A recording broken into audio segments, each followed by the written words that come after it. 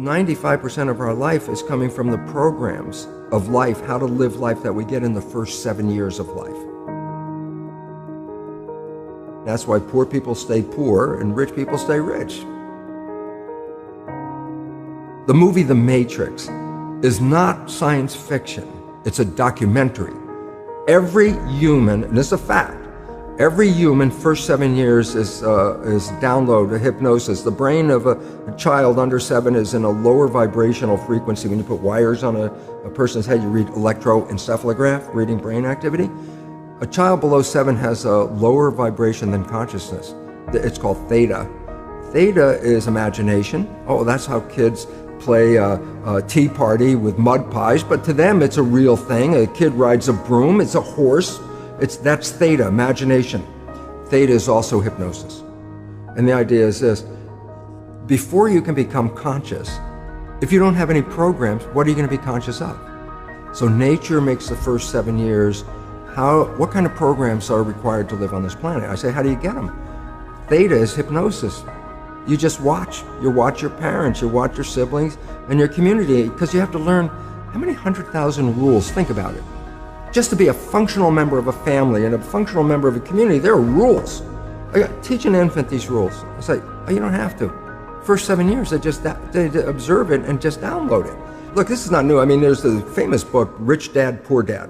Sure. And basically said you come from a poor family and you could struggle your whole life and try to get rich, but you're not going to make it. And if you come from a rich family, you could be stupid your whole life and make it. Not because it was thinking, but it was unconscious behavior that was downloaded from rich families into kids, which is unconscious. So they're making the right moves unconsciously. If they engage their conscious mind, then they look stupid, but it's unconscious. And that's the same thing with poor people. Poor people have beliefs from the family. Oh, you can't make it, life's a struggle, things are hard, who do you think you are? And if that's the program you get, then 95% of the day you will sabotage yourself. And that's why poor people stay poor and rich people stay rich, because the programming. 95% of our life, this is a fact, comes from those programs in the subconscious. Every day, only about 5% of their life are you using conscious, which is creative. 5%. So your life is being lived, even though you think you're living your life. Exactly, and you don't see it because it's called subconscious, below conscious. And the Jesuits, for 400 years, they were boasting. People didn't understand. They say, give me a child until it's 7 and I will show you the man. They've been saying that for 400 years because they knew 7 years was the program period. And 95% of your life after that will be whatever that program is. So you don't have to try and think about what happened. I just say, look at your life. The things you like that come into your life come in because you have a program that supports them. But anything you struggle with, work hard at, put a lot of effort into making it happen, why you're working so hard, inevitably, you have a program that doesn't support that conclusion and you're trying to override the program. So you don't need to do a lot of shrink and psychology stuff. You just look at your life and say, where am I struggling? Because wherever you're struggling, inevitably it's a program in your subconscious that does not support that destination you've been looking for. The conscious mind is creative and can learn in any number of ways. Read a self-help book, go to a lecture, listen to this program, and conscious mind's going to get some awareness. And I go, yeah, but subconscious mind doesn't learn that way. I go, right, it doesn't. Subconscious mind learns in 2 fundamental ways naturally.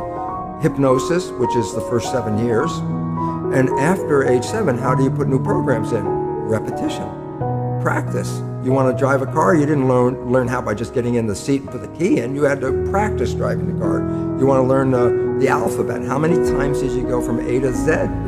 Try to go to A to Z before you can complete it. And once you completed it, you didn't have to go back and do it again. So 2 phases. You want to train the subconscious mind, hypnosis, repetition. I like the last one because there's a new phrase that's bandied about called fake it till you make it. Meaning, if you're not a happy person, I say, you want to be a happy person? Then repeat all the time, I'm happy, I'm happy. I say, well, you don't look happy or anything. I say, no, who am I talking to? By repetition, I'm talking to subconscious. If subconscious gets, I am happy, and 95% of your life comes from that subconscious, there will be a point once the subconscious got, I am happy, you don't have to say it again. Okay. It'll be automatic. And that's why we see people do affirmations and gratitude journals and stuff, because if you do that daily... It's repetitive, and that's the secret part. Putting a sticky note on the refrigerator is more like a suggestion, but it's not a repetition. So it doesn't work very well. But you have to do... Repetition is a habit. It's making habit. So you got to do something religiously in the sense of repeating it to make it work.